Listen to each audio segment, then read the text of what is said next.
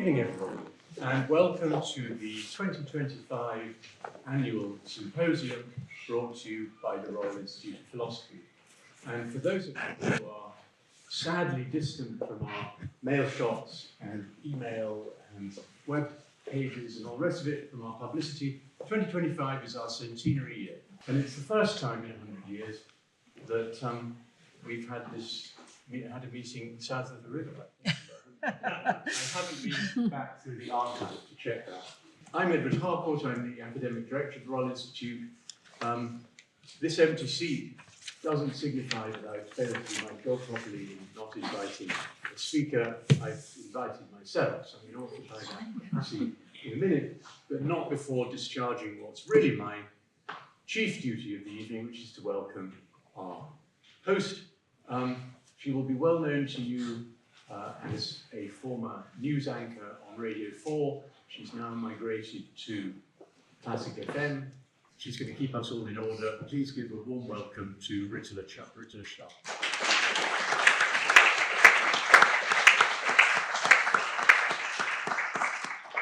Welcome, everyone. Delighted to see so many of you tonight. Our discussion takes place during a time where there doesn't appear to be much agreement about anything. We're increasingly polarised and siloed. And although it has to be said, there's probably never been a time when philosophers looked up from their screen or their scrolls, whatever it was, and said, you know what, I completely agree with the other guy. My work here is done. It probably feels a little bit more like that than it ever has done. The point is, tonight's question, can there be moral progress, is really no exception in this way. There is plenty to debate and discuss, not least what we even mean by moral progress. The end of slavery, perhaps. Equality, is that moral progress? Or do we confuse moral progress with material progress? Are these things the same? And how do you measure moral progress anyway? Especially as our idea of moral standards changes over time and perhaps even with location. Everything is up for a thorough discussion and dissection. Joining me on our panel are, you've already met, Professor Edward Harcourt, who's a Professor of Philosophy at the University of Oxford and a Fellow of Keble College. His research lies at the boundaries between ethics and the philosophy of mind, and in recent years, he's turned his attention to the philosophy of psychiatry as well.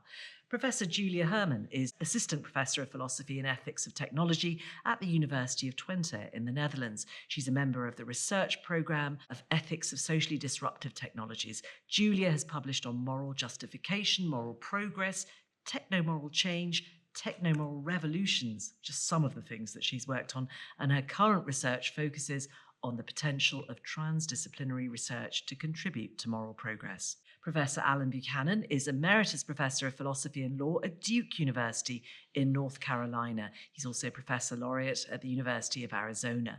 His latest book is Ideology and Revolution. And we were also hoping to be joined by Professor Hanno Sauer, but travel chaos has prevented him from being here. So we're rather sorry that he isn't here, but the show will go on. Welcome to you all on the panel. The way tonight's event is going to work is we're going to hear from each of our panellists in turn. They'll have a chance to respond to one another, and then we'll open up the floor to all of you, and we'd love to hear your questions. So let's get going. Without further ado, Julia Hermann, I can ask you to go first. Yeah, good evening. Thanks a lot for inviting me to this work. Yeah, so has there been moral progress? The difficult question of tonight. My response to the question is yes, there has been moral progress. But, and here comes an important qualification, only of a local kind. By that I mean that moral progress has only occurred in specific domains and concerning specific issues. It's not possible to establish the claim that overall the world or humanity has become morally better over time. To ground such a claim, it would be necessary to morally evaluate the whole range of developments in history and to balance all developments judged as morally progressive with those judged as morally regressive. That is an impossible endeavor. There have been local instances of moral progress, such as the abolition of New World slavery or the emancipation of women. These instances of local moral progress were sometimes accompanied by instances of local moral regress. What do I mean by moral progress? I understand moral progress as a process of change leading to a state of affairs that is better than the previous one, judged from a moral point of view. Better can mean, for example, that there is less suffering, less poverty, greater recognition of human rights, or that a structural injustice has been overcome. The change in question must involve a change in practice and not merely a change in beliefs. If a significant number of people were to come to believe that they are under an obligation to combat climate change, but that change in their beliefs would not lead to any changes in their behavior, then there would not have been moral progress.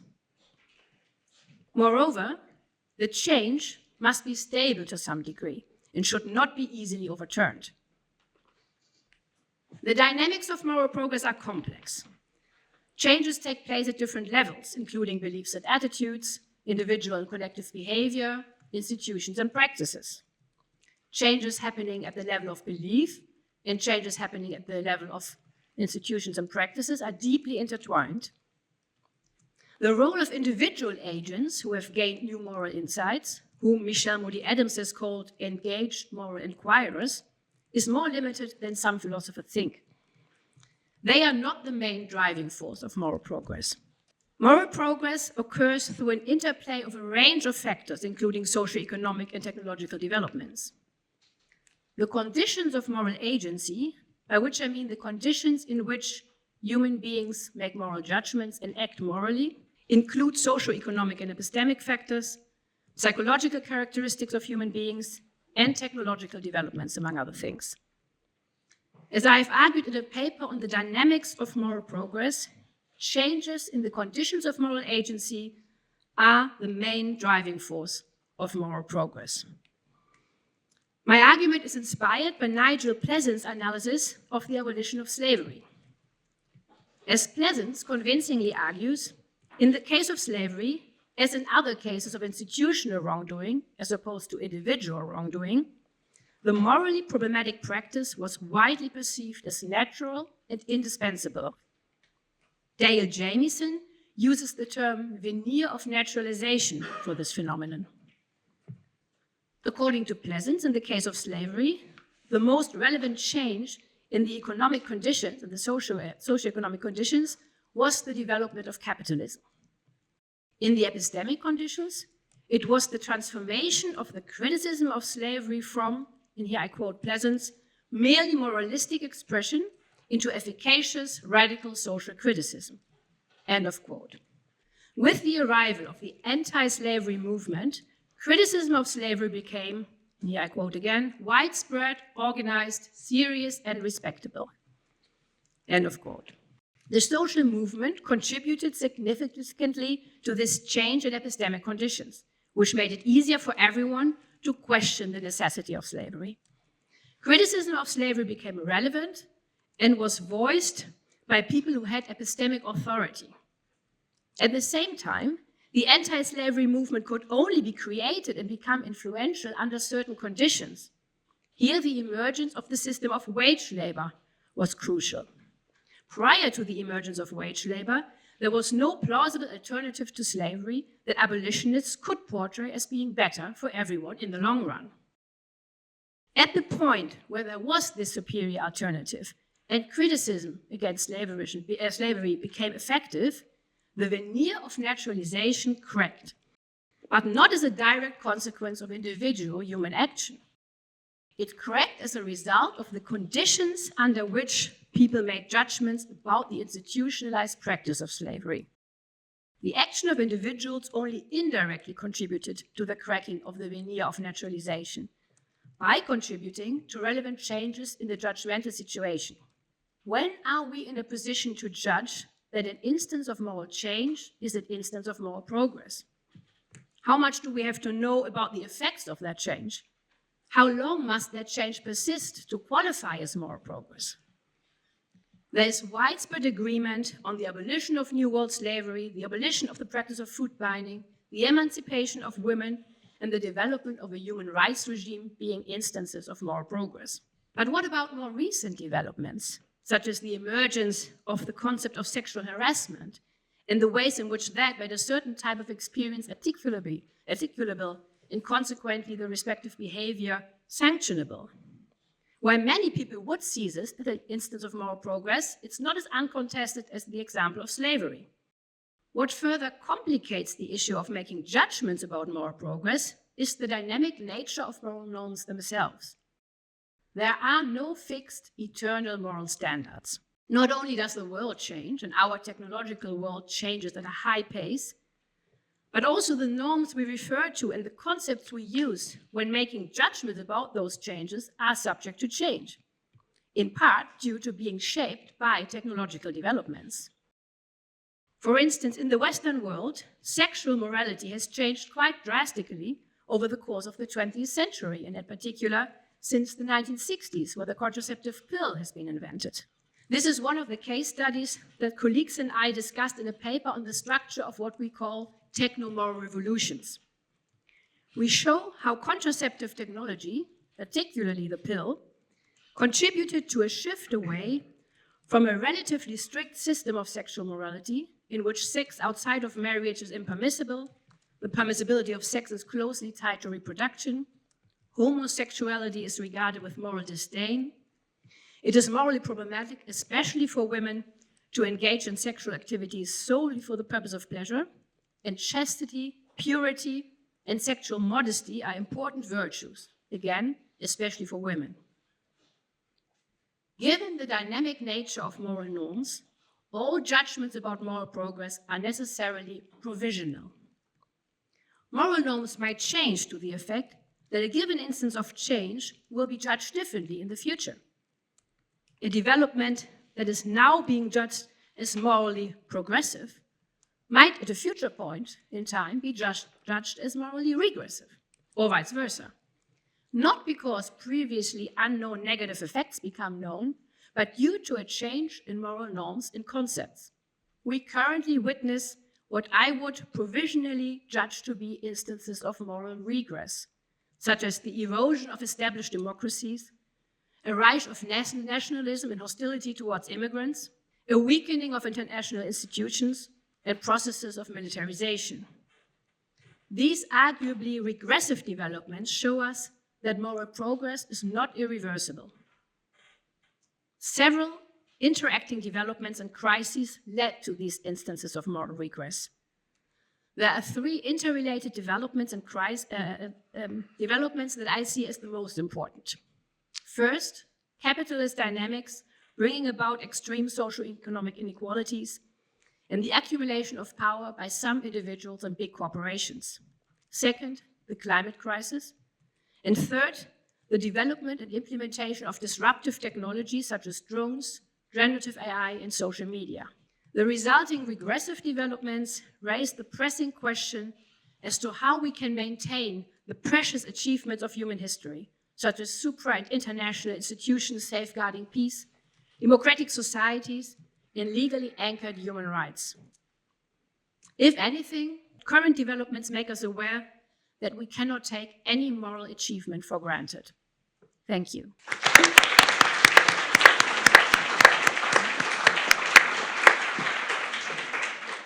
Julia Hermann, thank you very much. Allen Buchanan, if I can ask you to go next. I want to thank the Royal Institute and the organizers of the conference for inviting me, giving me the opportunity to participate in this important event. I agree with almost everything the previous speaker said, so I won't repeat that. I'll try to say something different. I'm going to talk about moral regression.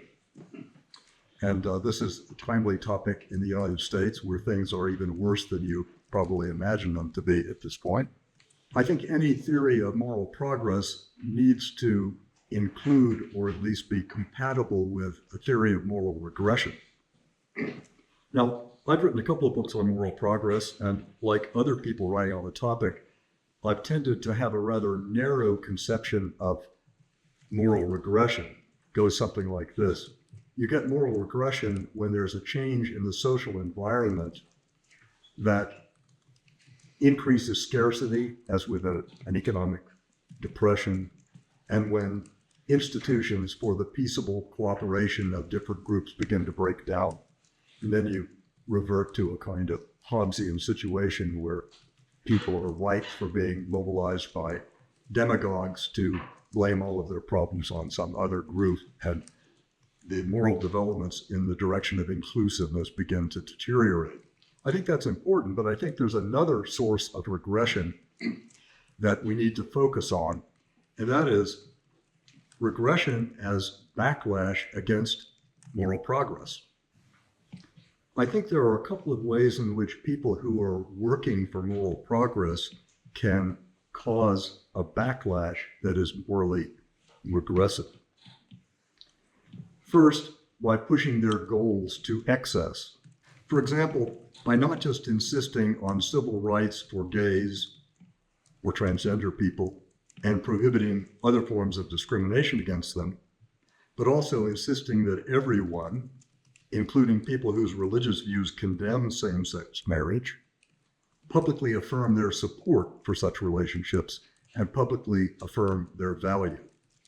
For example, when municipal governments organize gay pride parades and expect government employees to participate in them. To my way of thinking, this is a form of intolerance and infringement of the right of freedom of conscience. It's appropriate to expect people to behave in a way that shows equal respect for gays or LGBT people, whatever, but it's another thing to insist that they actually affirm that way of living and publicly exhibit their approval. I think it's a mistake to require that of people, and when it's required of people, they tend to react in a negative fashion that can cause regression. There's another type of excess by self-styled progressives that can also provoke regressive backlash, and I see this in the United States. Now, this is going to be pretty controversial, so please listen carefully to what I'm saying and don't assume I'm saying something that I'm not. I'm thinking of ideological discourse that exaggerates the uniquely evil character of Western colonialism, or of the Crusades for that matter. In its extreme form, this kind of ideological discourse blames most, if not all, of the world's problems on evil white people. And in doing so, it commits two profound historical errors. First, thinking that colonialism is a uniquely European or white phenomenon. And second, thinking of people colonized by Europeans or descendants of Europeans as being a homogeneous mass of passive victims. As to the first error, humans have been invading the territory occupied by other humans and killing or displacing or subjugating them as long as there have been humans.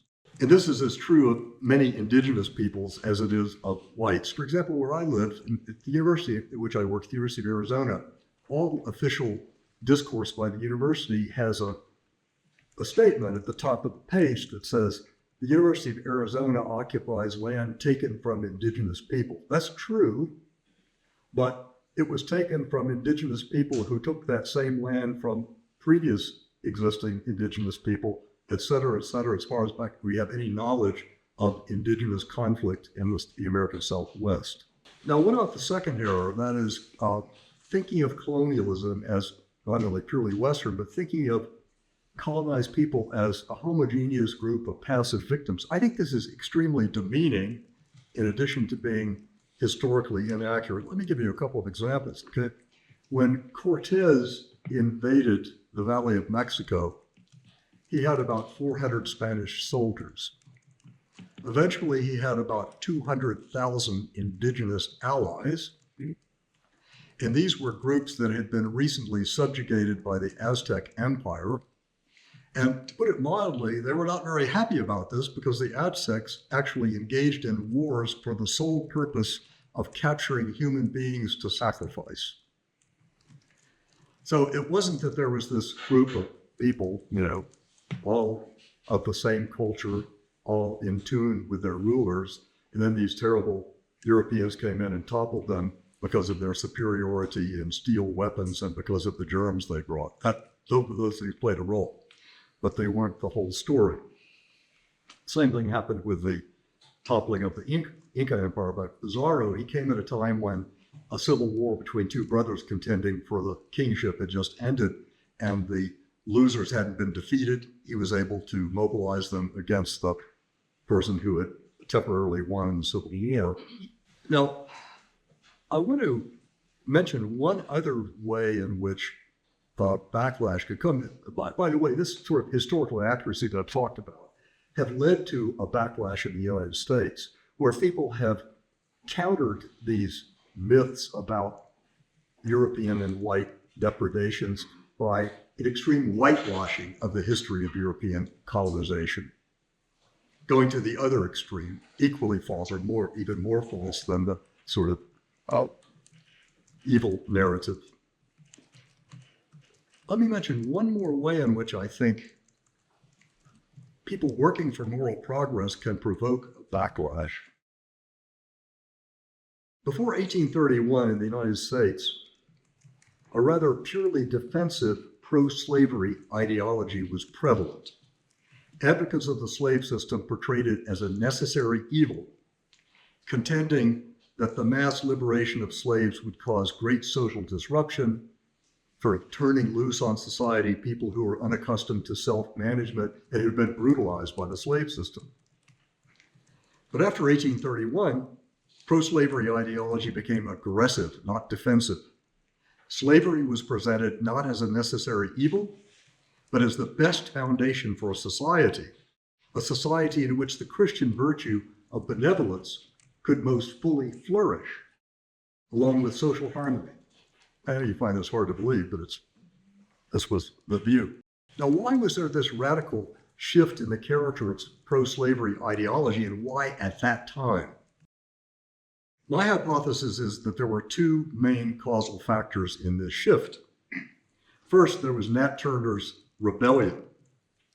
It led many slaveholders and others in the South to feel extremely vulnerable and to believe that radical and costly measures were needed to provide security against another, possibly successful slave revolt. That such measures and the sacrifices they involved were necessary for preserving not just their economic system, but their very lives. Now, as a matter of psychology, I speculate that it may be easier for most people to commit to such a costly and extreme defense of slavery if they can think of it as a positive good rather than as a necessary evil. But there's a second factor which I think is probably more important: a change in anti-slavery ideology. In 1831, the first issue of the journal called The Liberator appears.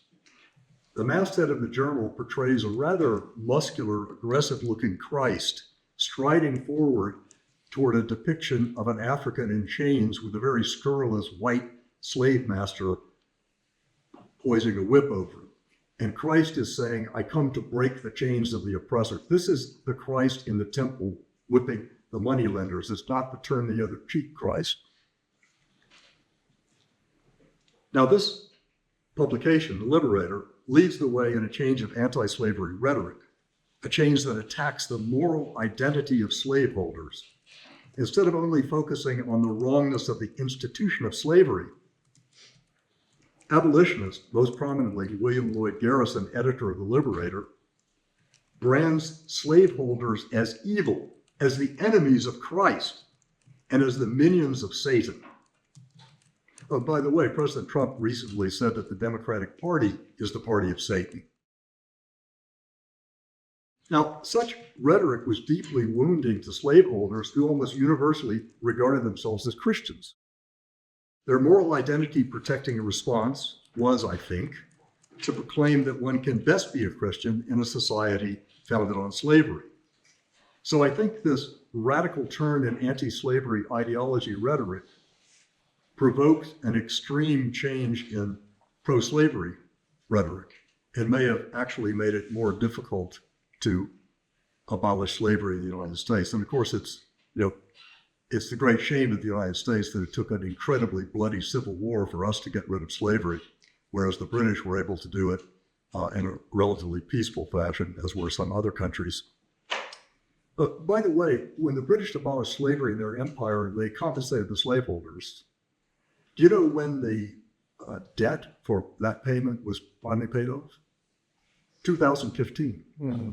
My suggestion then is that people working for morally progressive change need to consider what strategies and tactics are efficacious in the short term, but also must make difficult ethical choices. In other words, my suggestion is that the ethics of striving for moral progress is an important but neglected topic, and that it should include a prominent treatment of the responsibility for trying to minimize regressive backlash. Here's one more example of what I'm driving at. Initial efforts to stop the practice of female genital cutting sometimes employed the discourse of human rights violations. I think that the practice, at least in its more invasive forms, is in fact a human rights violation, but that's not the point. It doesn't mean that efforts to stop the practice should reprimand those who engage in it as human rights violators. I think that's counterproductive. Instead, there's evidence that a more efficacious approach is to emphasize the health issues and to try to stimulate consideration of new ways of conceiving female purity and virtue.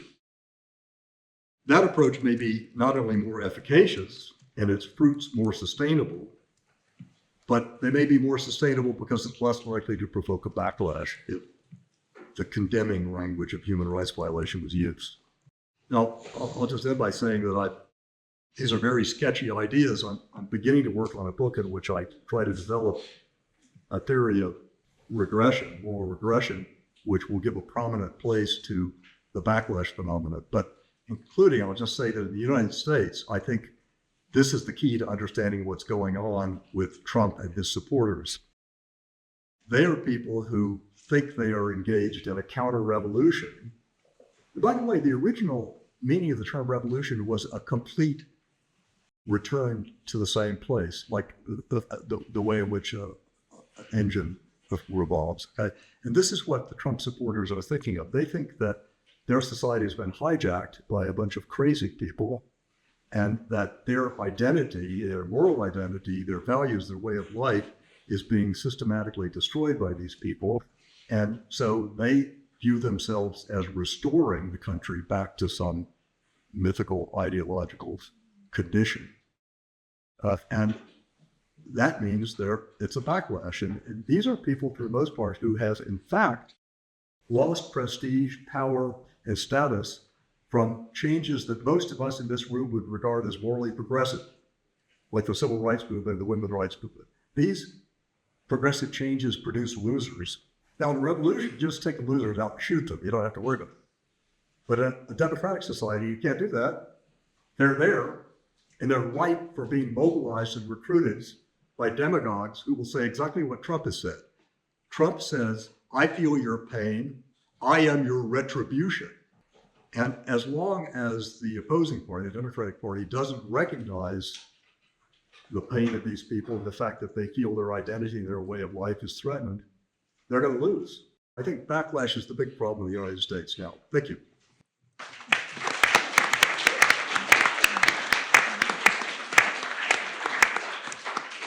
Fascinating. So, a very interesting conversation around backlash there. A fairly narrow conception of what moral progress might be and its fragility. Edward Harcourt, I invite you to step into this conversation. Thank you. I'm going to stay put. So I agree with both Julia and Alan on some things, but not on everything, I'm happy to say.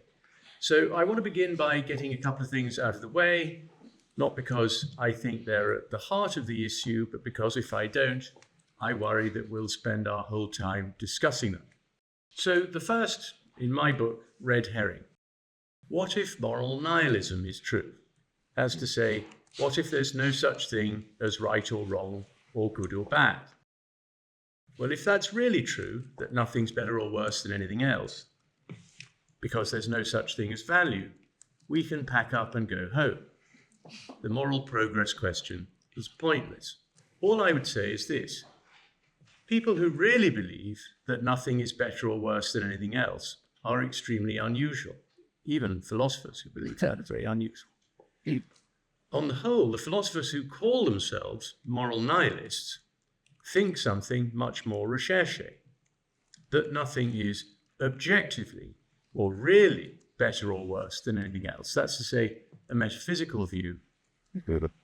And then, in defense of that view, they devote themselves to showing why real-life moral argument is X better than Y can carry on in its ordinary way, even if their metaphysical views are true.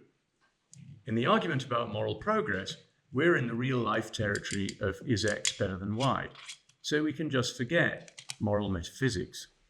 The second red herring is a little bit similar, which is this: who's to say what's good and bad, right and wrong? Who knows? That question is liable to intrude on a discussion of moral progress, because if nobody knows, how are we to measure whether progress has been made or not? But I choose the word intrude with care. A bit of intellectual humility is surely a good thing. We've been thoroughly convinced in the past that burning witches was a good thing, and now we see we were wrong. Couldn't it happen again? Still, imagine the parallel question about science. We've been thoroughly convinced of various theories about the natural world, for example, the sun going around the earth, the stars being little pinpricks in the vault of heaven, often enough before. But imagine that our symposium was on, has there been scientific progress? And I said, pointless question, because we have no way of telling what's true and false. You'd ask for your money back. The case is just the same with moral knowledge. We can make bad mistakes, but we just have to trust in the powers of judgment we have and start the is there moral progress question from there. So that's enough red herrings. If you're not a moral nihilist and you think it's possible for something to be better or worse than something else, then there's a sense in which it goes without saying that there can be moral progress.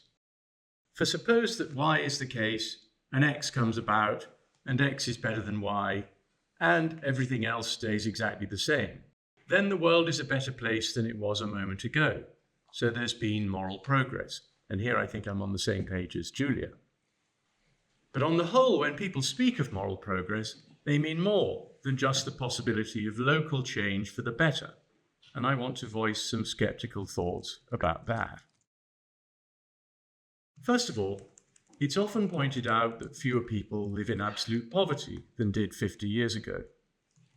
But if that's progress, is it moral progress? According to utilitarianism, the sole measure of the morality of an action is the quantum of welfare in its outcome. So perhaps less absolute poverty would be evidence of moral progress. But who's to say utilitarianism is right? Don't there have to be some considerations of justice or rights in play, as there might be if there was less inequality or fewer instances of capital punishment, assuming that that's a rights violation, not just more welfare? And if these good outcomes happened entirely through natural forces, by better crops or better weather, assuming that these things are not the result of human intervention, it's not clear how morality comes into it at all.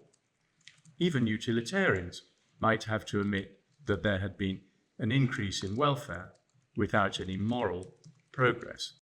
Another reason for skepticism is the thought that progressivist narratives tend to be Eurocentric, or excessively focused on the global north. Remember Francis Fukuyama's book, The End of History, from the early 90s. In his view, history had ended because the Cold War had ended. Nobody could write like that now, because there's a recognition that there are many long-range change processes going on the world over. History isn't only occurring where the Eurocentric spotlight falls. But then, if moral progress is happening on this continent, while on that continent morally things are going backwards, is moral progress happening overall or not? It seems difficult to say.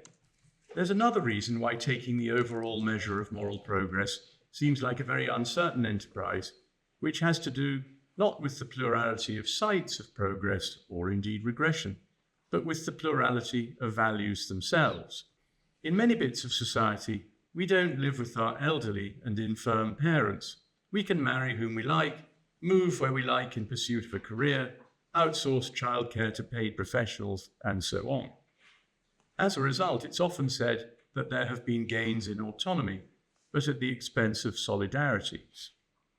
But if you can't take the balance of autonomy and solidarity in terms of some common currency of plain goodness, and I think you can't, there's no saying whether such changes are a case of overall moral progress or not.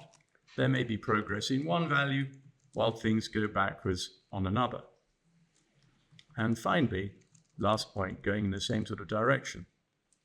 What we value can change, although I want to say that I think this isn't quite the same point as Julia's thing about the dynamic nature of value. What we value can change, sometimes thanks to changes of a non-moral kind.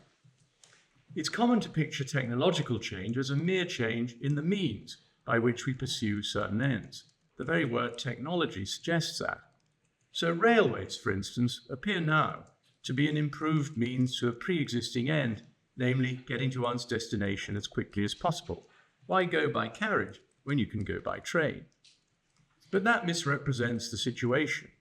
A 19th century king of Prussia, I'm afraid I forget his name, but it was Frederick William the something, was asked whether he wanted to introduce railways into his kingdom. His reply was, what does it matter if we get to Potsdam a few hours earlier or later? He had a point. The technology isn't just a means to a pre-existing end, but prompted the recognition of a new end, getting places fast. And you can see this in reverse in things like the slow food movement. Now, an easy to understand view of moral progress is this. A people are crying out for justice and then they get it and celebrate the fact. But the example shows that not all moral change is like this, because before they got fast travel, nobody wanted it. Applying the analogy, once we're living in autonomy world, going back to solidarity world may seem like a privation. So we think the change which brought our world into being, from solidarity to autonomy, is progress. But it might just be that both are good, and we now value one more than we did the other. To say it's progress doesn't follow. It's just a change. Hence, moral progress is possible, but the possibilities for overall moral progress are overrated. Thank you.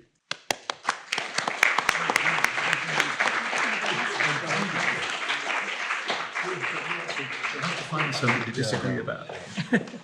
Well, there's lots there to get into. I'm going to give you all a couple of minutes to reflect on what you've heard, and then we'll have a bit of a bigger discussion between all of us. Well, Alan, I was actually going to ask you to go first, if I may. Unfortunately, I agree with everything that he said, and I actually said some of it in my writings on moral progress. But I want to emphasize one of the many good things he said, and that is that the difficulty of making a global, comprehensive moral progress judgments lies in not just the plurality of values, but the apparent incommensurability of some values. You know, as he said, you can't sort of put them all on the same scale and see which one weighs the most. And his remark about railways reminded me of a peculiar passage in a book that isn't read much anymore. It's by William Lecky, a 19th century Victorian moral philosopher called A History of European Morals from Augustus to Charlemagne, a rather ambitious book.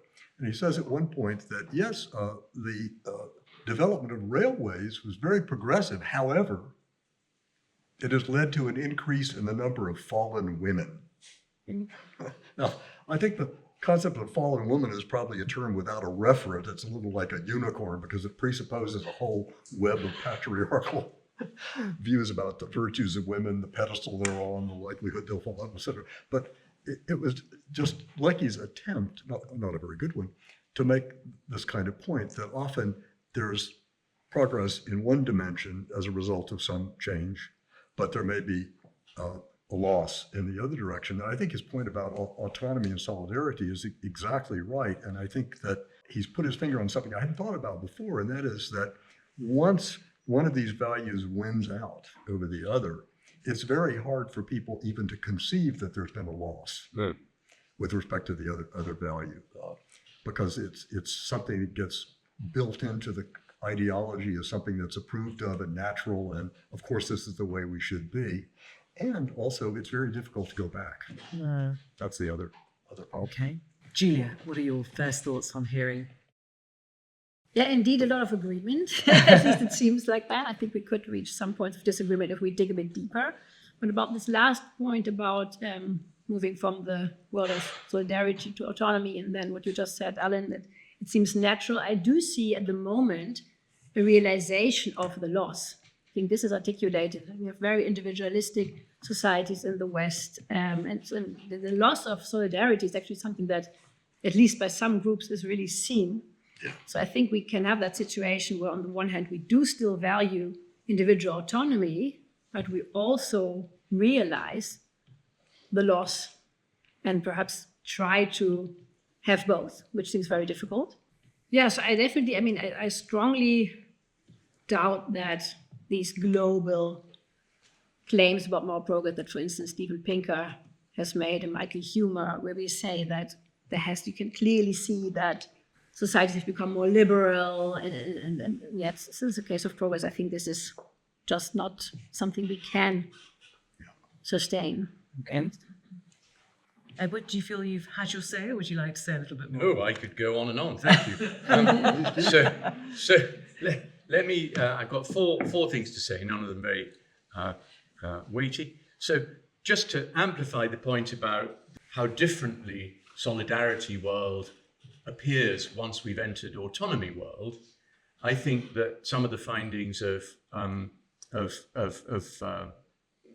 cognitive psychology are relevant here. So Kahneman and Tversky showed that people react much more negatively to losses than they do to no gains. Yes. So I think it's a general psychological point about how accurately people are able to reassess the past if they seem to be losing something now. In response to Julia's point, I think your phrase was the dynamic nature of moral norms. There are no fixed moral standards. I mean, look, maybe there are, maybe there aren't. It's a huge question, but I think you can make the skeptical point about moral progress without swallowing that metaphysical pill, because it might be that solidarity and autonomy are both really good. I mean, they're really out there. They're real goods that we can cognize. It's just that which we put first, which we think is more important than which, is the tricky thing. So I wouldn't have said that we have to go so far as saying that there are no fixed moral standards, or at least that what is valuable changes over time. Third thing, I really liked, Alan, I mean, this isn't a philosophical point really, but the point about passive victims I think is super true. And you gave some slightly kind of disobliging examples of non-passive victimhood, like the 200,000 people who joined Cortes to gang up on the Aztecs. But you might have given, the diplomatic expeditions between the Middle East and Africa, the geniuses who produced the Benin bronzes, etc. I mean, why not talk about the wonderful people who made those, as opposed to just the British soldiers who nicked them? And the final thing I wanted to say was, in relation, Alan, to your thing about how to alienate a political audience. So it seemed to me that you ran together two different things, and it'd be interesting to hear you distinguish them. So there was a pragmatic point about what we ought to say, how it's most politically effective to speak. So don't say it's a human rights violation, say it's something else. But I think there was also a point of substance rather than just a point of political rhetoric, which was the ethical difference between the demand to publicly affirm approval and the ethical demand to tolerate. Yeah. So, be good to hear. Yeah, I think that there are two different points. One is just the practical efficacy point about which kind of discourse you use, right? But I also think there's a mistake that's been made by some people on the left who rightly view themselves as working for moral progress, and that is that they've expected not just people to conform to norms of anti-discrimination, but they've expected people to change their attitudes, including some attitudes that are based in their religion. And I think, of course, it would be good if those attitudes changed, and they may change eventually if the behavior changes.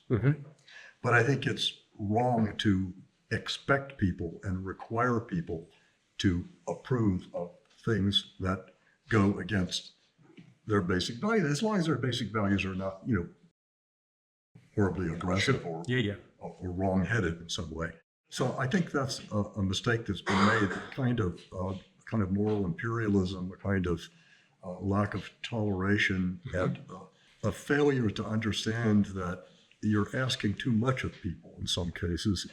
And so I think that's wrong to do that. It's wrong morally, but I think it's also liable to produce a backlash. So it's imprudent as well as morally wrong. Yeah. But does that narrow the definition of moral progress even further to make this entire conversation nonsensical? Does moral progress depend on a locality or a large number of people, that sort of almost geographical definition, for it to have any meaning at all? Well, I'd like to come back to something that came up, I think, in both of the other speakers' talks, and that is, my view at least, is that if you want to talk about moral progress, you need to talk about a change that in some way involves the exercise of moral capacities by human beings. I mean, suppose that, a new disease comes and it wipes out all of the malaria-carrying mosquitoes. Yeah. And now there are a lot fewer people in tropical areas being debilitated or killed by malaria.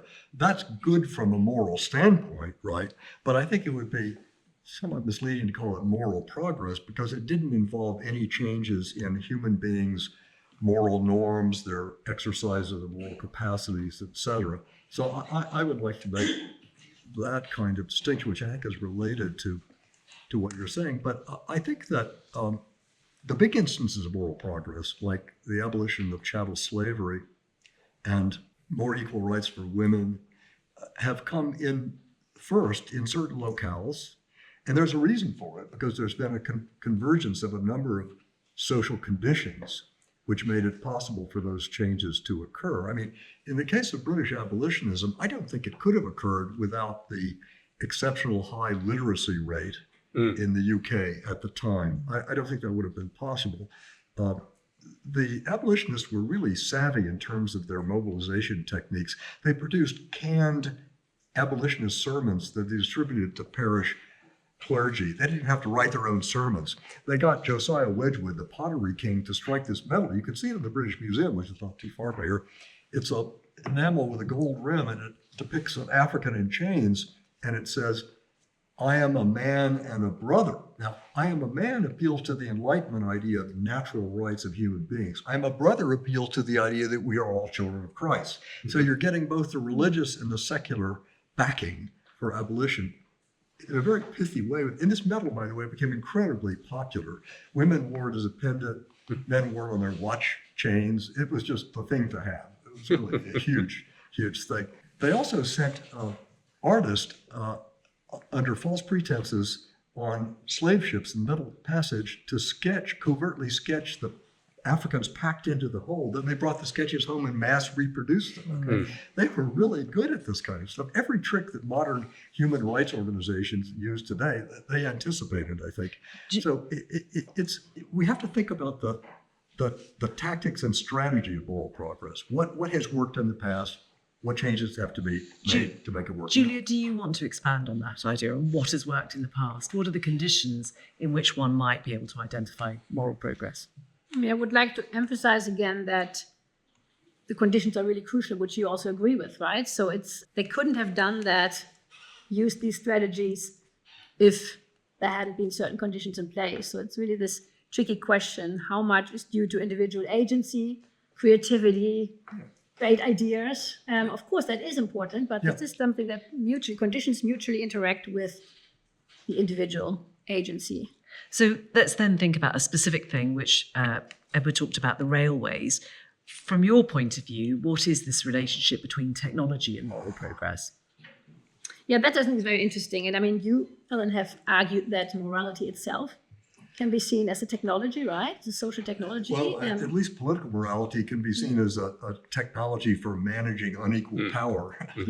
But I think that, again, communication technologies are extremely important for mobilizing enough people to make a significant change in some systematic moral problem.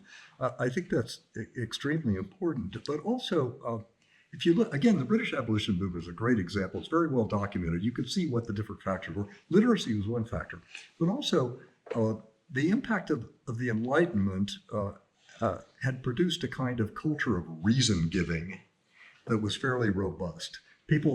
Many people no longer just said, well, why should we do this? Well, because we've always done it, because the church says to do.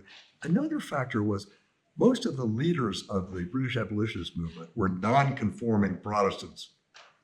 They were people who are used to being in a minority, but they were also very successful people commercially for the most part, and they had the social capital to be able to hold views that were unpopular without paying too high a price for it. The same was true with the abolitionist core in the American movement. These were people living in extended relationships. They intermarried a lot, and they had social capital, and they could get away with saying things that people who were less socially well-positioned couldn't get away with. But I think the point about technology goes further than just, and this relates to what I said in my thing, that technology isn't just a means to doing what you want to do more efficiently. So, Julia, what you said about the pill was exactly in tune with what I was getting at, which is that there's a technological change, and suddenly, I mean, as I would put it, certain values are able to become salient, which were not salient before.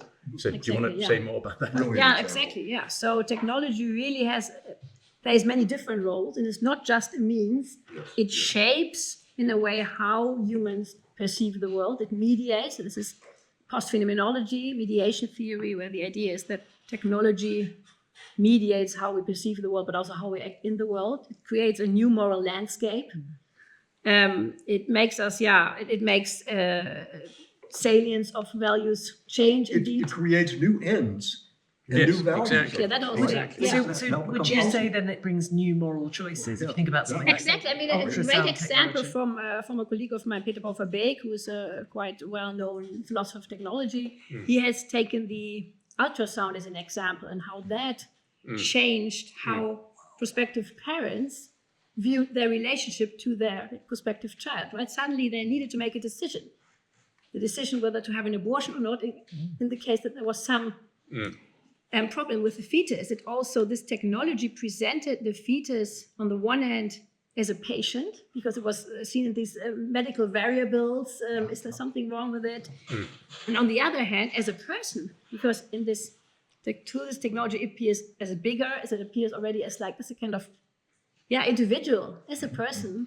And that changes completely this relationship. So new choices, new obligations. Biotechnology is a good example because it increases the realm of human choice in many cases. And when we're confronted with these choices, we have to rethink what our values are, what our priorities are, and new ends become possible that weren't possible before. I think that's it's exactly right. I was talking earlier as if technology was just a means, a more effective means, say, for mobilization, but it's much more than that, as both of you have pointed out. But that of course is important. But so it can be empowering. For instance, the internet, right? It was empowering, especially at the beginning. It can give people a voice who didn't have that before. But now we also see that it has the opposite effect, right? So it's manipulative, especially because it's in the hands of these big tech companies. The whole design of social media platforms is not aimed at social interaction or giving the minorities a voice, but quite the opposite. It's a new form of elite control, the social media algorithms. Yeah. I think we've established quite firmly that none of you think that moral progress has to mean constant progress. We've talked about the idea of a regressive backlash. How significant is the regressive backlash we're living through, and what does it mean for moral progress going forward? What would turn that situation around? At what moment might a return to what people might identifiably think of as moral progress begin? Or is it actually, as you suggested, Alan, that the supporters of Donald Trump, say in America, actually believe this is a moment of moral progress? I think it's like what Joe and Lai said about the consequences of the French Revolution. It's too early to tell. I think that it's very hard to make a prediction. I'm hoping that there's going to be a backlash against the backlash in the United States, and the pendulum will swing in the other direction. I'm not counting on it. But in which case do theories of moral progress have to be retrospective? Well, the most clear examples we have moral progress of things that have already occurred, it's hard to sometimes imagine what would count as. I think we can imagine, for example, better treatment of non-human animals. We don't have public cat burnings as they did in 16th century Paris as a form of wholesome family entertainment, but we inflict enormous suffering through factory farming, probably more suffering on animals than humans have ever been able to inflict. So, if you say, well, there's been moral progress with respect to the moral status of non-human animals, yes and no. And I'm hoping that it's going to be moving in the direction that will eliminate some of this massive suffering, but I'm not certain about it. I think it's very hard to predict, and there are going to have to be a lot of changes in the way people think about what's going on politically. And in the United States, the problem is that we've got these extreme political tribalistic ideologies where people don't just disagree, they hate and impugn the character of the people they disagree with, and communication is broken down. And all the things necessary for democracy, like compromise and bargaining and the idea of a loyal opposition, they're disappearing in the United States. So here's let me sound, this isn't really optimism, but it's the next best thing. I mean, look, liberal values are under threat in the United States, that's true. But one of the best methods of protecting something that you've already got is to point to an external enemy. So the United States has got a lot more powerful external enemies now than it has had for a very long time. So there is a possible coalescence of the defense of what we've got that they haven't, namely democracy, etc., and pointing to the bad guys so you can mobilize xenophobia in a good cause. Look, I think you're right. There are two ways that things might get better. One is we bottom out and people just realize we can't go on like this, and there's sort of a sea change, right? The other is an external threat. I've been hoping for an alien invasion. Actually, it might be the only thing. That's quite where I imagine this conversation going. Repulsive invading aliens that harvested humans for food, they might look even more dangerous to conservatives than liberals do, and vice versa. There might be some kind of. Actually, the greatly exaggerated Soviet threat unified the American people during the Cold War. Yeah. So it might be that the threat of China can help do this. I don't know. It's sort of a plea of desperation to think that that's what it's going to take to reverse this tendency, but I'd be happy if it occurred. Julia, an alien invasion as a way to overcome the regressive backlash? Well, then we have already the situation that America is at the moment focusing on its own people, right? Of course, it's not united, but there is this, and this feels like we might have a more united American population, which in a way can be good, but if then we have an even stronger opposition, globally speaking, something similar to the Cold War, then it's also hard to see this. I think right now some Americans think that the people on the other side of the political divide in their own country are more dangerous than China. I know a lot of conservatives think this, and some liberals probably think that the greatest threat they're facing now is from fellow Americans, not from some external enemy. So that can be an obstacle to the kind of unification that we need. So one or two things that maybe we might have talked about a little earlier, but I just want to bring up before we open it up to the floor, which is how important do you think that there is this emergence of more inclusive moralities? The improvements, say, in moral responsibility, ending kind of the idea of collective guilt. Is that the kind of moral progress maybe that we can hold on to even in the situation that we find ourselves in now? I think that the increasing prevalence of inclusive moralities that recognize a kind of equal basic moral status for all persons is probably the greatest single instance of moral progress, because it has implications for the application of all sorts of moral norms, right?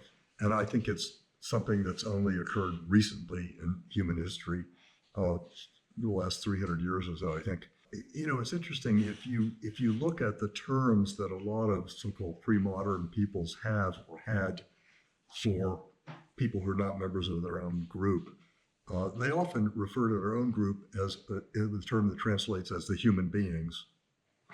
And the terms for other groups are usually terms for sort of scurrilous animals, or they pick out some supposedly unattractive feature of the other group. I think the concept of a human being as a being that has a kind of basic equal moral status is a very recent concept among humans, and it took a long time to get it. And I think it's incredibly important that we try to preserve it and extend it. It comes under assault when things go badly and people start looking for some group to blame their problems on and start viewing them as less than human in some way. But we are seeing this already again, right? I mean, in the US, also in the Netherlands. Well, let me say something. I mean, I do believe it. It doesn't really conflict with what the two of you have just said, but I think the dangers of in-group, out-group differentiation, of identifying a group as the bad guys, will never go away. That's part of human nature. And for all the widening of the moral circle, the tendency to construct an out-group just rears its head yet again, because the out-group are the people who don't understand that the moral circle is just got, that's what's called moralism. Yes, I agree, and I think there are good evolutionary reasons to expect that humans will generally make the in-group, out-group distinction and favor their group and devalue the out-group. The question is, how can you prevent that from becoming extreme in terms of behavior and social systems? But I think it's always a tendency, and it's something that makes moral progress in the direction of inclusiveness quite fragile. Yeah. Well, you thoroughly undermined my kind of belief in You were an moral optimist progress. at 7 o'clock, were you? Yeah. So one last question from me, and I'm going to open it up to all of you. I've had my stab. You see if you can make this into a more positive conversation. I mean, I can't help feeling that we need the concept of moral progress, the possibility of moral progress. Otherwise, I mean, it seems to be that all that's left is cynicism and sort of apathy, of which I have spades. But Julia? No, I agree. We do need it. And I mean, we all agree that there have been instances of it, even if we can only make these local judgments about it. And if they have been there, and of course, I mean, I don't think that history will ever repeat itself like exactly, right? Humans do learn, things do change. We do not know also how things will develop, fortunately. And I do believe that this possibility is really important. It is in our evolutionary nature, right? If we look at evolutionary history, then we see that there is this possibility. It's limited, but this can also, show us that how it could go into the right direction.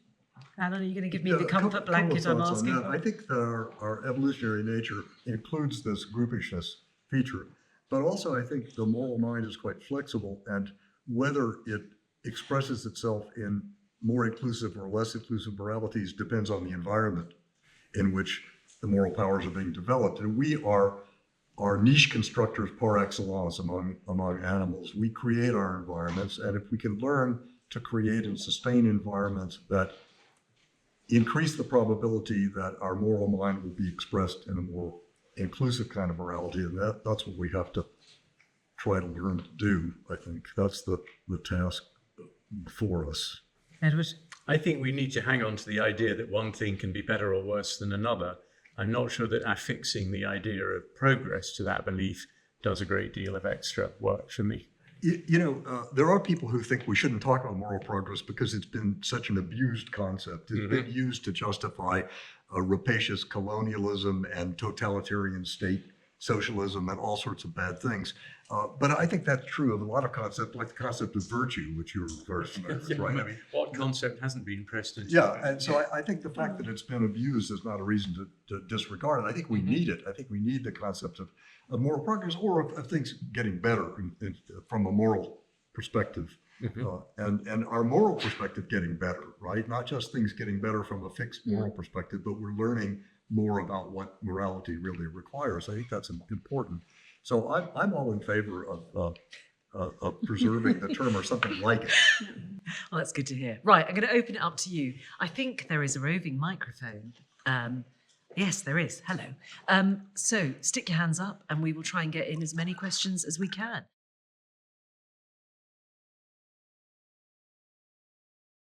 Hi, thank you for the talk.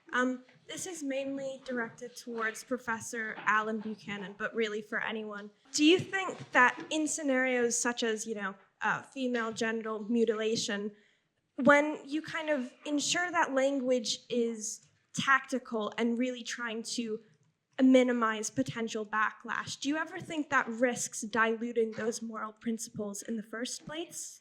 So if you're worrying about the language that's used, tactical language, perhaps in talking about female genital mutilation, is the risk that you're diluting the moral underpinning, the moral progress involved in opposing something like that? I deliberately said female genital cutting, although I actually think the more extreme forms count as mutilation. And that was just an instance of thinking that it matters how you address yourself to behavior of other people that you think is wrong and should be changed. I think there's evidence of some progress in curbing the practice, and my understanding is that it's come from operating at the village level, getting together women who have daughters who may be coming to the age where this would be performed on them, and letting them express their own negative feelings, which they have about the practice, and then one technique is used is that the groups are asked to take a pledge. We will not do this with our daughters. Then they go to the mothers of young men and they talk to them in the same way and try to get them to take a pledge not to have their sons be engaged to females who have had this done. And it looks like there's been some progress. But I suppose what you're describing there is process. And I think the questioner, Okay. forgive me if I've misconstrued, is talking about whether you're undermining the moral principle. You're beginning from the idea that you are suggesting that it would be morally progressive not to have female cutting. I think it's wrong. I think it's wrong. I think it's wrong to deprive females of a major source of sexual pleasure. I think it's also results in bad outcomes in terms of health in many cases. I don't want to be an ethical realist and say, oh, well, it's right for people who believe in it. I just think it's wrong. Okay. And but that's not to say that I think that the best way to approach somebody who's engaged in the practice is to say, I think you're violating human rights or what you're doing is wrong. Julia, we can... Yeah, what's interesting, it seems that you are arguing, Alan, that it's in the end important that they come to abolish the practice more than that they really change their beliefs about it to the extent that they believe that human rights have been violated. So you say it's not so important what then the reason for them is to abolish the practice, right? It's getting rid or curbing the practice, and I think that's more important than getting people to frame it as a human rights issue. Yeah. And I think trying to get them to frame it as a human rights issue could be counterproductive to ending it. Okay, I'm going to take another question. There's one towards the front here. I'm agnostic myself, but I have seen surveys that suggest that at the local level, people who are religious are both happier marginally and more ethical marginally. Is that the direction of travel we should look to go to? Is religion possibly the answer to moral progress? It's very difficult to encourage belief by providing a purely instrumental reason for it, isn't it? So I mean, it's like religion apparently also improves or reduces cardiovascular disease. So you could try and sell religion on the basis that your heart will be healthier, but it's just unlikely to produce that effect, isn't it? Because belief can't be produced that way. So I'd say that's a bit of a non-starter, even if the correlation is interesting. Well, but you could encourage the conditions under which people would be likely to become religious or maintain religion. You could make it less socially stigmatized to be religious, for example. But I agree, you can't. That is very scary to me because religion has brought about so much intolerance, so many wars. So I don't see religion as having this potential of promoting moral progress. I think it's got the potential for everything, for good and bad. Yeah, but there's just no guarantee. How do you want to, create the conditions where you can be sure that it will have this positive effect. I think You mean overall, just reduce the heart attacks? yeah, Right, just not have the burning at the stake. because I mean there are naturally all these competing religions, right? And every religion or people believing in one religion do think that the others are wrong and want to convince the others. So this element of religion we would have to get rid of, right? That you think that only what you believe is the truth. Yeah, well, that's very hard to do. Exactly. So It's been said of Unitarians, a liberal group, so-called religious group in the United States, that they believe in one God at most. And so the price of their being tolerant of other religions is they don't seem to be very religious. All right, I'm going to look to this side of the room now. Yes, there's a couple of hands here at the front. There was a point touched on by all of the panelists to a certain degree, I think, but I'd just like to go into it slightly deeper, which is the difference between actual change in the real world and change in attitudes of people. So with the abolition of slavery example given, there was a point in history in which people were against slavery, but not against it enough to actually do something about it. And even before that, there was a point in which people were acceptant of it. They didn't actually care whether a change was made. Now, to me, it seems that between these two societies, there is a clear moral progress between being acceptant of something that is clearly not a good thing and being against it. But is this change in attitudes merely a means to the end of actual real-world change, or is it morally good in itself? Really good question. I mean, because Alan in your book, I can't remember what it's called, came out in about 2019 or something. You said we need good institutions in order to, because people are very adaptable. They can, I mean, which I totally agree with. I mean, human beings love doing things because other people are doing it. We're herd creatures. And so it's so important for people to have the capacity to do so, to create an environment in which the herd instinct will attract people in a good direction, not a bad direction. I'm not actually sure that if the herd psychology is the same in the good situation and the bad situation, you know, people are just doing whatever they're doing because my neighbor is doing it and I want to look good. There's a rather qualified sense in which that's moral progress, because the people, you know, they're in a state, as it were, as a change. This is a great question. And by the way, the American abolitionists were divided on strategy.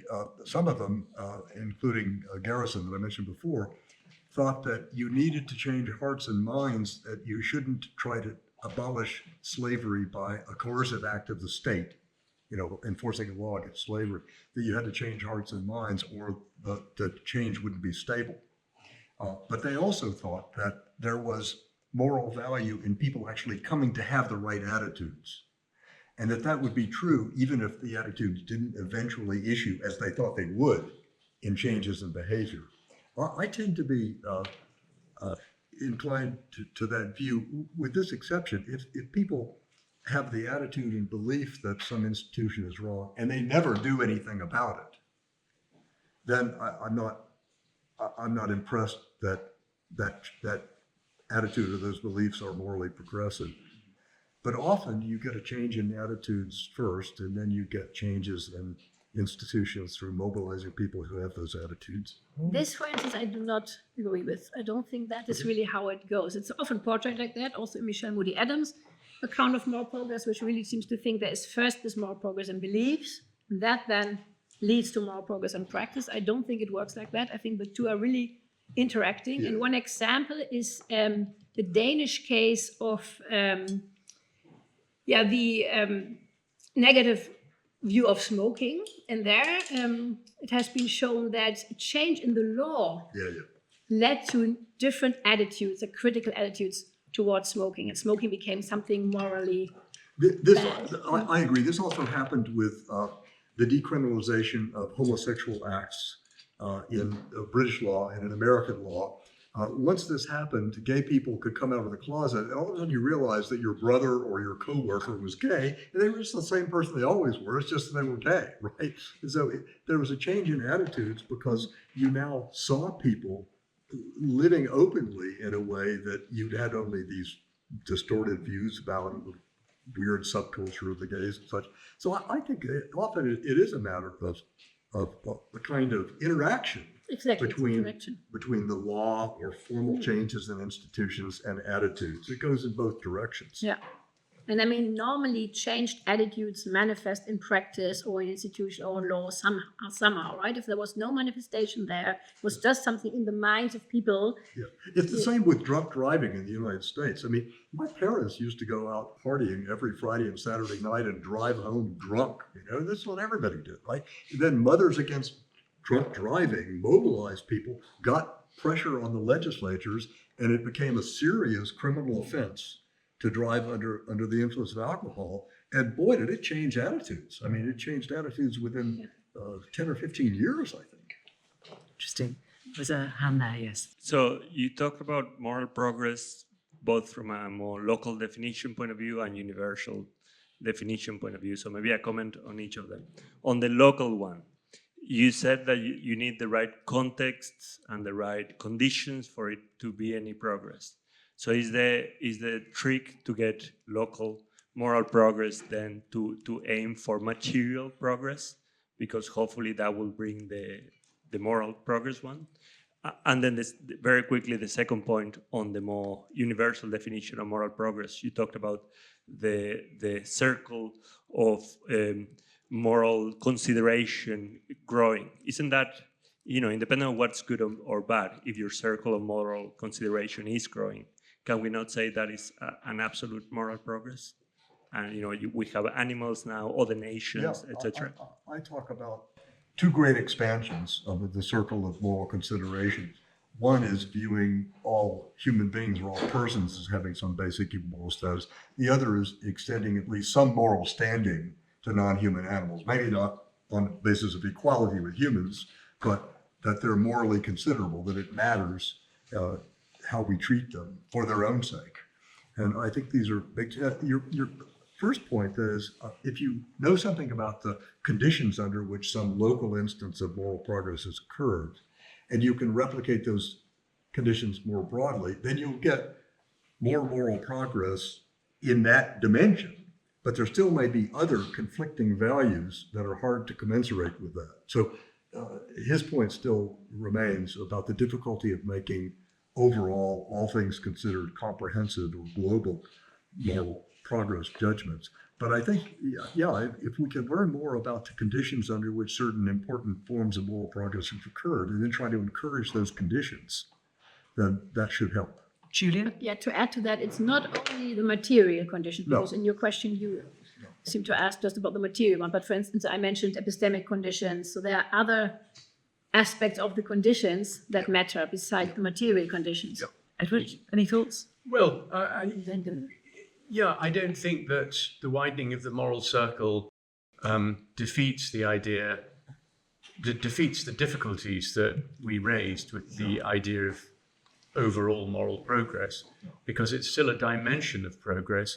Also, I don't think that there's any kind of, it'd be nice to believe that there was, but I don't think there's a kind of ratchet effect in change in moral beliefs. So if it goes in one direction, it can't go back again. There may well be bits of the world now in which the moral circle is being narrowed, and people are really celebrating that. So I agree. Unfortunately. Steve.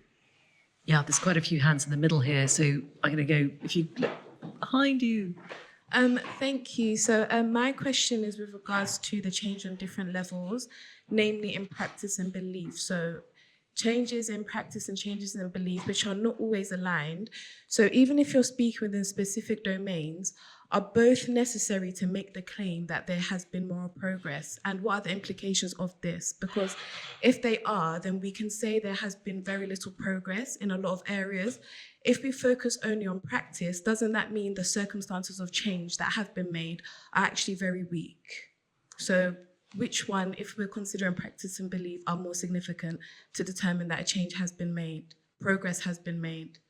Julia? I think equally. I don't even think that we can make this very neat distinction between the two, because I do think that in a way beliefs also change through practice, in practice. I think that this neat separation that some philosophers try to make is not working. So indeed, I would still claim that we can only speak about moral progress proper if at both levels change has happened. And I think this happens as we said, in like a mutual interaction. It doesn't happen like separately, that one comes first and the other comes Yes, sometimes next. they're out of sync. I mean, I think that ideas of inclusiveness have been present in many cultures over history, but they haven't been institutionalized until fairly recently, and then only first in certain regions. So I think that you can have one without the other, and one can be a cause of the other in both directions. Yeah. Just a follow-up comment, if that's okay. Professor Allen, you were speaking about the treatment of non-human animals before, and I think most people would say that there has been moral progress in that regard in our treatment of non-human animals, and that we recognize there are sentient beings that should be afforded a level of care. But then you also mentioned factory farming. So there are less specific individual instances, but we are doing things that create more harm in our practice, but this is still existing with a belief that is kind of opposite to this. So in a situation such as this, which one is more important and which one is more significant for you to be able to make a claim that there has been moral progress in the way we treat non-human animals, for example? I think here the answer would again be it's local. Like we can point out instances of progress here. Indeed, animals are seen in different ways. We recognize that animals have certain capacities, that they feel pain, that and in the case of some animals, we really try to avoid that. And we think it's almost a crime to inflict pain on them. But then this example of factory farming is such a contrast with that, right? So that exists at the same time, but we also see that this is hidden from view, right? I mean, most people just consumes the meat coming from these factory farms, sort of ignoring all the suffering that is happening there. And sometimes we have these investigative journalists who enter into the slaughterhouses and then you try to to distribute these pictures. So I mean, you could say that if all the slaughterhouses had like transparent glass, like walls, and it would all be visible, probably everyone or like most people would stop consuming that meat. I think there's the very general point here, and that is that for many people, their moral imagination has to be engaged very concretely for them to really take seriously that there's a problem that needs to be solved. I actually had this experience myself. I used to have sort of abstract ideas about immigration, and then I became a member of a group in Tucson, Arizona, where I live, called Samaritans, and we backpack in water and medical aid to people illegally crossing the border in the Sonoran Desert. And it's a killing zone. There are thousands of people who die. We find bodies all the time coming across. And it completely changed my appreciation of the fact that current border control policies predictably produce massive human rights violations in terms of the exploitation of migrants by the cartels who won't allow anybody to cross without their authorization and without paying or carrying drugs. People are preyed on by bandits, women are raped. It's a horrible situation. And I was living 50 miles away from this, living the good life in Tucson. I had no idea this was going on until a friend said, well, I'm a member of Samaritans. Why don't you come with us on one of our patrols? It'll open your eyes. Well, it opened my eyes. I ended up being an active member. I went on probably 150 sorties to the border, and the things I encountered are just almost beyond description. And so I think that one of the things that the entertainment industry can do and modern communication can do is to try to make some of these problems more vivid to people. I think we have the technology to do it, and we have media stars, entertainers, who if they really push certain issues, they can make a difference. And artists, right? In general, I mean, we have that in the context of climate change, that there are many exhibitions, like artists trying to speak to people's emotions, to stimulate their imagination and thereby motivate them to actually change their behavior. And this is what the abolitionists did. They appealed not just to reason and to the idea of natural rights, but they appealed to people's sympathies by depicting just how horrible the Middle Passage was and how horrible the condition of slaves in the British Empire was, the suffering. I'm going to take a couple more. I think you've got the microphone, yes. Professor Harcourt, you said, I agree, that most people believe that some things are better than others, which I think stems from our subjective experiences. do you think the modern moral focus on autonomy is due to the inherent individual nature of morality being derived from our subjective experience? And do you think that morals stemming from individual experiences are an effective tool for progressing society in a direction that is better for the collective and not just the individual? I don't think so. Morality stemming from subjective experiences could mean various things, couldn't it? It could register the kind of thing that Alan was just talking about, that, as it were, if you have some experience that makes a certain thing very vivid to you, it might change your mind on a moral issue. Or alternatively, it could record a kind of meta-ethical position that there's something, a subjective foundation to morality, and that there's no right and wrong out there. It's something grounded in something within us, which is something that I don't believe.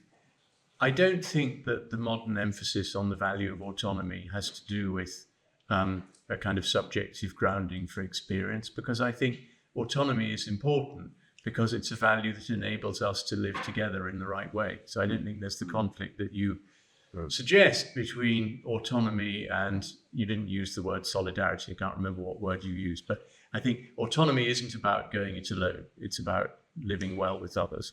Good. Okay. Thank you. I think, did you want to ask a question as well? Yes.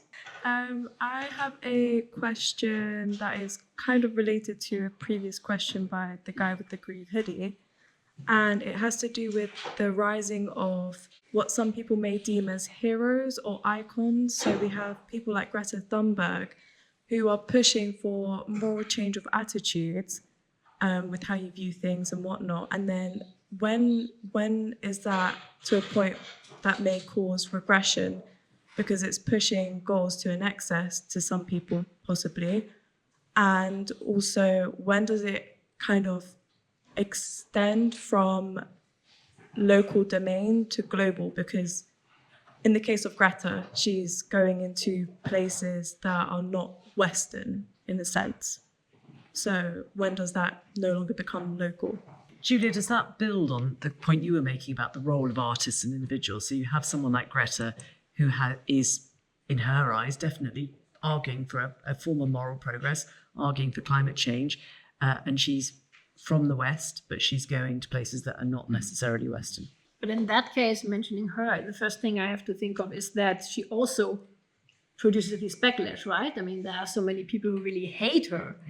Yeah, and it's partly because she personalizes her attack. She says that, the older generation has betrayed us, the youth, and they're destroying the world. And I think that kind of rhetoric provokes a backlash. Now, my favorite moral leader is Gandhi, and Gandhi had a unique ability. He united people not by hatred of the opposition or by casting the opposition as evil, but he actually talked about there being a partnership for moral improvement between the British and the Indians in the process of India becoming liberated for British control. It's much harder to mobilize people in that way than it is by portraying, an enemy.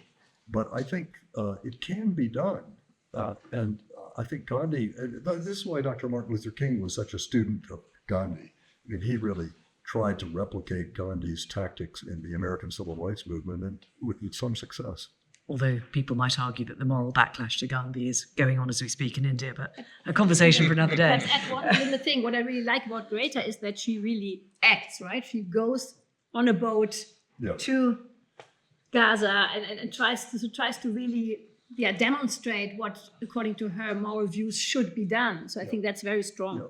Yeah. And she unabashedly presents it as a moral issue. Yes. Right. Now, we've got a little bit of time left. I can see some hands here. I feel like I've neglected you on this side of it. So if we're saying that kind of local moral progress is multiply realizable, it looks very different when we have moral progress, for example, the eradication of slavery, or on the other hand, the eradication or the kind of condemnation of female genital mutilation. Whilst there are some kind of shared elements between this, they are very kind of distinct real life situations and kind of examples of change.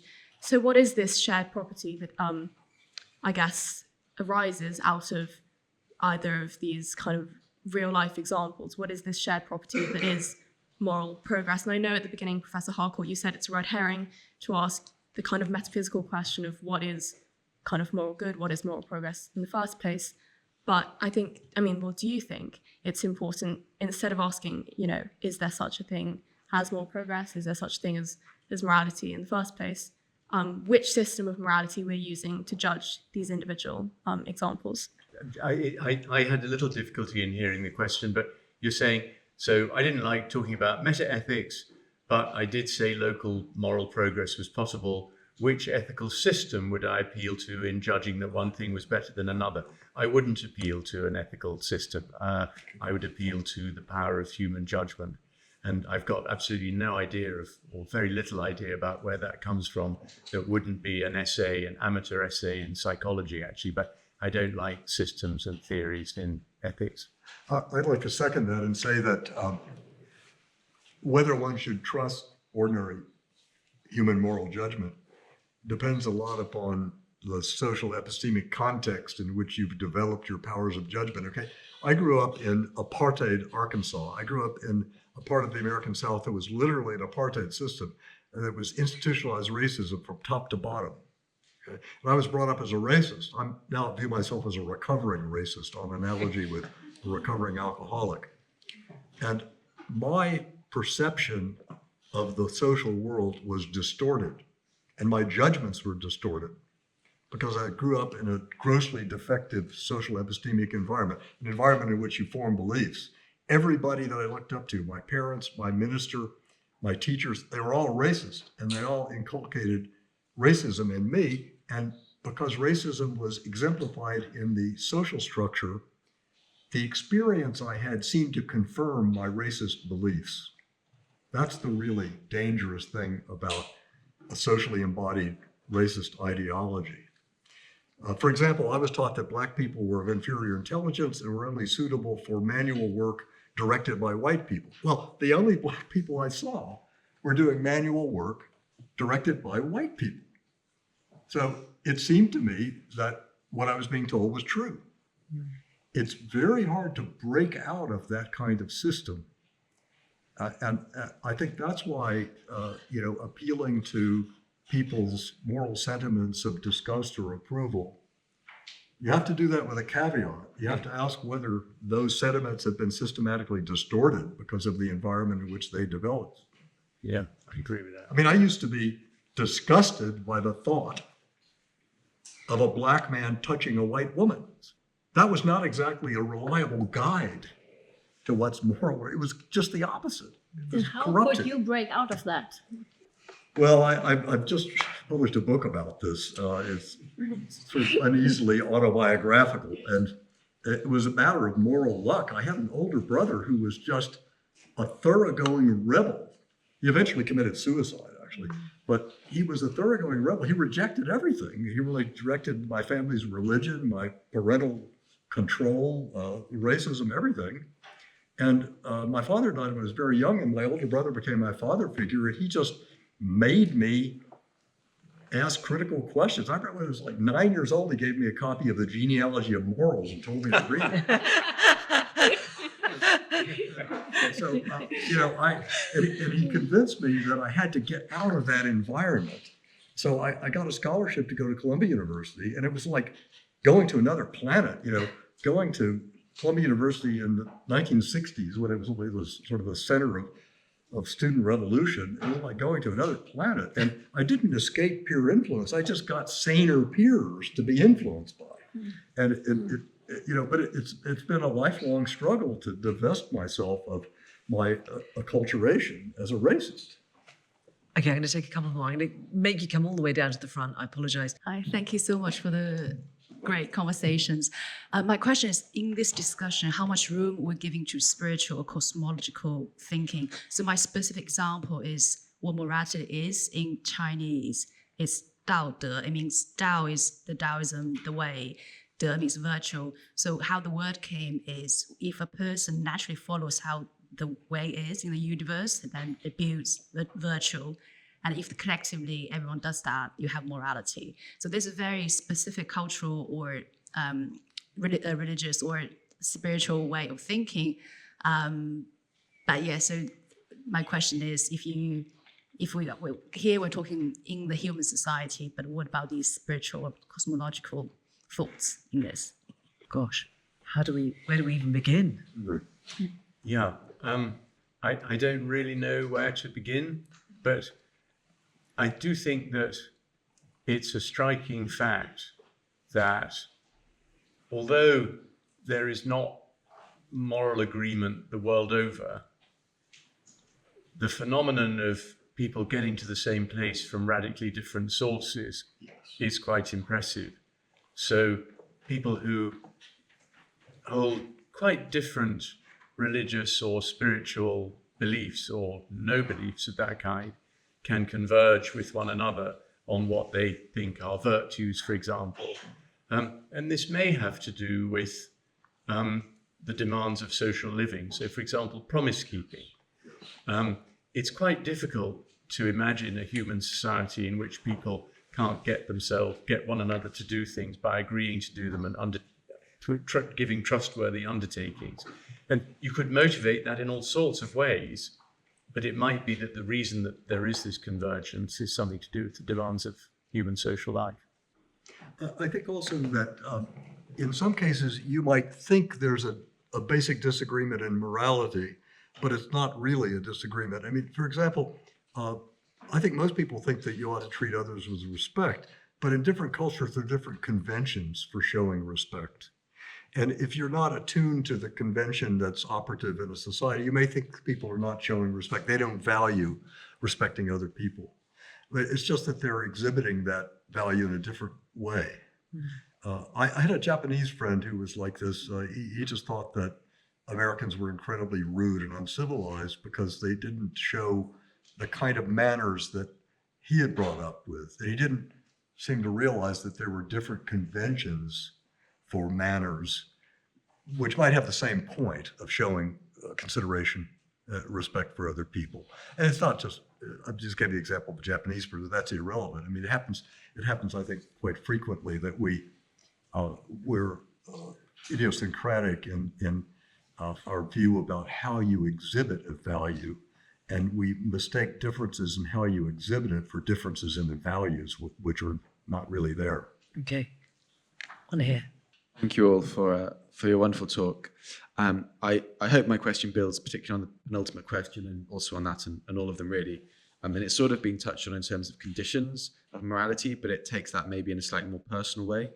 So the question is, and then a short example, when considering morality and moral progress, how, especially in public discourse, can we account for the coefficient to morality as in the opportunity for good faith moral actions? And the example I want to give is at the start of the Ukraine war, there were Ukrainian refugees and there was an invitation to take refugees into your house. But of course that relied on you having a spare room. So you were morally good for performing this good moral act of taking someone in. And if you didn't perform that act, you were then less moral than the people that performed the moral act. But you couldn't have ever performed it unless you were already in a position of having the spare room to then give to someone else. So does that make these people less moral because they didn't do it, because they were never able to?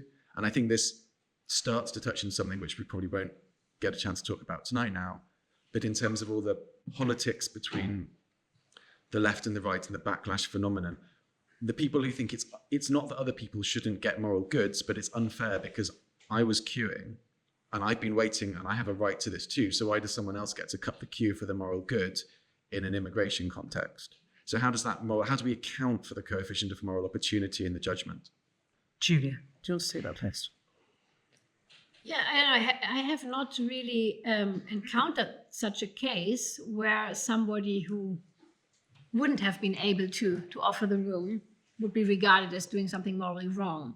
So I think it seems quite obvious, although I mean, it might be the case because of course you normally don't know people's conditions, right? So you might just think, okay, those are the heroes. So especially I think we were speaking very highly of people who did do that. I know several people in the Netherlands and in Germany who did that actually, who gave a room to Ukrainian refugees, and they had that spare room. But of course, also for them, it meant quite a burden. I mean, of course, it points us to the importance of being aware of the fact that everyone has different capacities. It's not only about these material conditions, how big is your house, but it's also about your, psychological. There are also people who really cannot live with others, right? They live on their own, and you might blame them for that, but they really feel very, very uncomfortable when having to share a house or a room with somebody else. So all of these differences between people need to be taken into account before making any moral judgment about who is morally better. Yeah, I think one of the negative features, and there are many, of political ideologies is that they tend to stereotype people who you view as in the out group, the opposing group, and it blinds you to individual differences among people. So if you're conservative, you think all these liberals are the same. You know, they've got the same agenda, they think the same way. Vice versa, if you're liberal thinking about conservatives. And I think this is very disrespectful, but it's also a barrier to communication, to finding some commonalities with people you disagree with in other ways. I think to sort of run with your thought a little bit, there is an Aristotelian virtue, the virtue of magnificence, which can only be displayed by rich people. Because the virtue of magnificence, I think, is Aristotle's example, is putting on a feast for the city. Well, you only got that if you do that, you've got a lot of money. But on the whole, I would go with ought implies can. You know, you can't blame somebody for not giving a spare room to a refugee if they haven't got a spare room. I think the big question is when somebody is not responsible for bad beliefs or bad behavior because they've been brought up in an environment where it would be almost impossible for them to recognize that what they're believing or doing is wrong. That is, they've been in such a insulated environment where all of the sources of belief have been converging on the wrong views, that it's difficult to hold people responsible under those conditions. Would just like them, it is a different point, but because you brought this up, the Ukrainian refugees, I think one big moral issue is that nobody offered a room to a Syrian refugee or a refugee from Iraq or Afghanistan. So this, I think, it became very clear again that when people seem to be similar enough to ourselves in terms of culture, religion, then we are willing to offer this. And others who are equally needy and need our help we just close our doors. So this I found really striking, this difference in how Ukrainian refugees were welcomed compared to all the other refugees. The in-groups and the out-groups. Yes, exactly. I am going to wrap this up. There are so many great questions coming from all of you. Thank you so much. Thank you also to the brilliant panel, Julia Hermann, Allen Buchanan and Edward Harcourt. Thanks to the Royal Institute of Philosophy for organising tonight's event. And thank you very much all for coming out.